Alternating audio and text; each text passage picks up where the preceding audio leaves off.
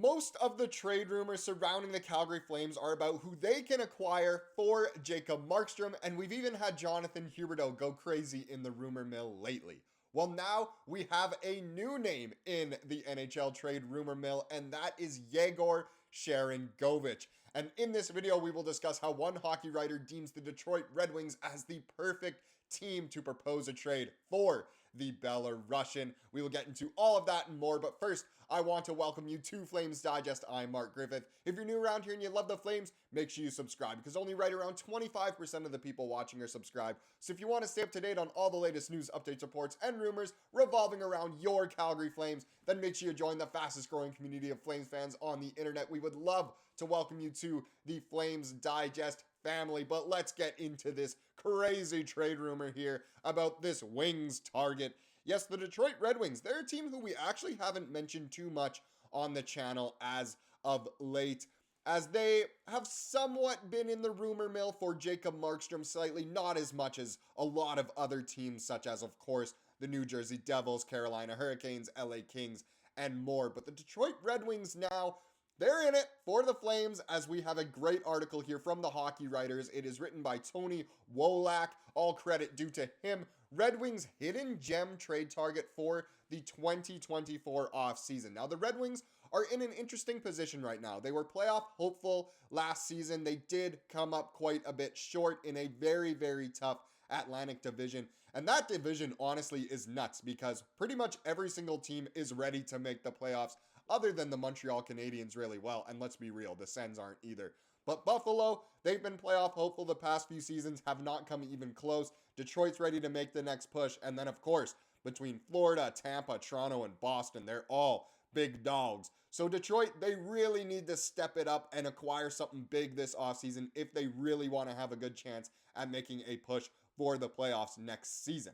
So let's get into this article. The Detroit Red Wings have a few organizational needs they need to address this summer, one of which is adding a top six winger or two.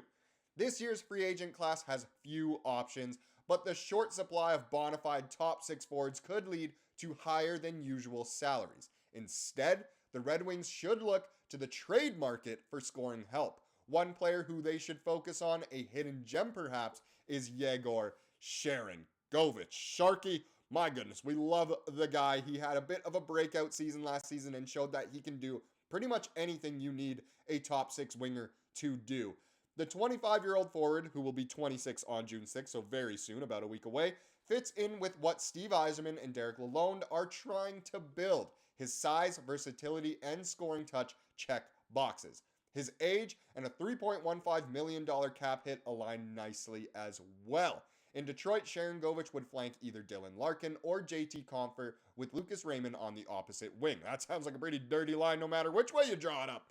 He could man the right flank on the power play machine that guy is, and contribute to the penalty kill. Yes, we saw how effective Sharky could be on the penalty kill when he was out there with Blake Coleman. They actually made a pretty good duo on the PK. I wouldn't mind keeping them as a duo, because I'm sure the Flames will be killing a lot of penalties next season. But either way, Sharky, he can do it all. He can score. We've seen that elite shot, that elite scoring touch. He can be a playmaker at times as well. The fact that he is on the penalty kill is good for his defensive game. Sometimes not the strongest or most aggressive, especially while back checking, but either way, he's a great player all around. Now let's get into this guy's stats from last season. I just love bringing up these new graphics. I can't get enough of them. 59 points in 82 games, a 31-goal season. What a breakout after he was labeled. Already the Flames were labeled as the losers in the Toffoli trade to New Jersey. But Sharangovich, he was just sensational last season. The minus 29 is obviously very concerning, but that was on a not very good Flames team. And like I said, that's the one part of his game that isn't exactly ideal. He's not the biggest boy in terms of weight, doesn't throw the body around, and isn't the strongest with his stick, especially in the defensive zone on that back check. But either way, we know how good of a player this guy is. You know, a very good shooting percentage. His Corsi for is above 50, which is what you want to see. And he's still only going to be 26. So he's still decently young. He's just entering his prime. And he's just a really, really good player overall. So I could see the Detroit Red Wings really wanting to go for this guy because he does check boxes that the Red Wings need in order to be competitive in the Atlantic Division. But that's about Detroit. Why are we talking about Detroit so much? We care more about the Flames. Don't worry, I got you covered. Let's talk about a return for Calgary. That's what we're all here for, really, when it comes down to it. So what can Detroit offer the Flames for Sharangovich? Because let's face it, after the great season that Sharky had, he is not going to come cheap at all. And the Red Wings, they have some pieces, but they've also given away a lot of pieces in the recent past. So what could they offer? Well, a potential Red Wings trade for Yegor Sharangovich. Clearly, Sharky can provide value for the Red Wings. Now, what would it take to acquire him? He certainly won't come cheap. You got that right. Calgary reportedly wants to be a faster team next season. Yes, we've talked about that in recent videos. They also need more center depth. Yes, absolutely. Both at the NHL level and in their prospect pipeline. This guy knows more about the Flames than the actual Flames writers do. And finally, they have MacKenzie Weegar and Rasmus Andersson on the right side of the blue line and not much on the left. The Red Wings have pieces to make this work. So essentially, what the Red Wings can offer back is a center, potentially either at the NHL level or below, and maybe a left-sided defenseman. So what exactly could the trade be here? I'm sure there's quite a few mock trades we could cook up here, but this is the one from the article, and it is a doozy. Flames trade Yegor Sharangovich to Detroit for Joe Veleno, Olli Maatta, and a 2025 second-round pick.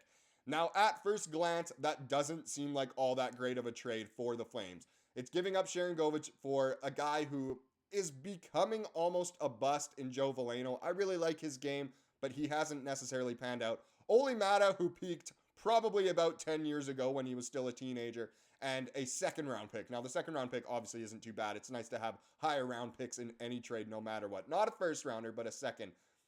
And I know that doesn't seem like a great trade right away, but Olli Maatta is a UFA, or will be a UFA after next season. So he has one more year on his contract. What does that mean? The Flames can flip him if they're struggling next season and not in a window of contention, which will almost assuredly be the case. But they can flip him at the trade deadline for more assets, more picks, more prospects, whatever it is. And that's not a bad idea at all. Now, Joe Veleno, he, I believe, is going to, right on July 1st, I think, is going to be an RFA. So you could almost sign him to any sort of contract and it won't be too expensive. And if not, you just sign him to a one-year deal and then what? You trade him away at the trade deadline. But let's take a dive into their stats once again. So let's start with Joey Veleno here. So this season, he only had 28 points in 80 games. Not fantastic. Didn't have a great plus-minus either, but he is still young. He's only 24 years old, and he still has a lot to his game. Now, he is, of course, a bottom six winger. A bottom six forward. He, of course, can play at the center position, which is what Detroit thinks they can offer to the Flames. But he has a lot of potential to his game, and if not, that's fine. He can just kind of cruise along, maybe provide some sort of guidance to some of the younger forwards, and it could happen. It could happen. He could be here up until the window of contention, and then you can, let him walk in free agency, trade him away for whatever. It doesn't really matter. I don't hate that part of the trade. And like I said before, Olli Maatta, he is not exactly fantastic. 18 points, though. That's almost as much as Veleno. But he had a pretty good season this past season at plus 14, a very underrated season for a guy who is almost 30 now. It's funny. Genuinely, it seems like he peaked when he was super, super young. I kid you not, that was probably about 2017. Do the math. He was, 22 back then? I don't even know. But either way, Olli Maatta could be a piece that could be added to the Flames decor that makes them somewhat competitive. Now, am I saying Olli Maatta, the holy Olli, is going to be the reason why the Flames make the playoffs next season? No, of course not. I don't think Olli Maatta is all that great of a player, but it gives the Flames a defenseman on the left side with some NHL experience and playoff experience as well, which could be very, very important and vital to, guidance and being a good guide, mentor for some of these defensive young defensive guys that the Flames have, if not defensive prospects that could find their way to the NHL level this season. And like I said, just flip them at the deadline. We're happy. And then bringing in that second round pick, I mean, why not? I'm happy with it. I'll take all the high round picks we can get at this point. Now let's wrap up this video with the comment of the day. I feel kind of disorganized in this video. I don't know why. I'm struggling with that. But anyway, comment of the day, everyone's favorite part of the video. And this goes with yesterday's video about not the Calgary Flames, but Calgary Flames fans. And of course, had to go with the comment that got the most likes here from Mr. Owen Hockey 151. I like a few teams, but I'd say the Flames quite easily have the best fans. Boy, you were preaching to the choir with that one. You knew you were going to get likes. That's a bit of like farming. I am interested, though, as to what teams you also do like. I'm interested to see what fan bases we're up against here. But of course, I had to reply with the best fans in the world. Yes, we all know it. Calgary Flames fans are elite, not only at the NHL level, but in terms of sports worldwide. I love all Flames fans. And my goodness, I just love the Calgary Flames. Thank you so much for watching this video. Please subscribe if you like what you saw here today, and have a wonderful rest of your day.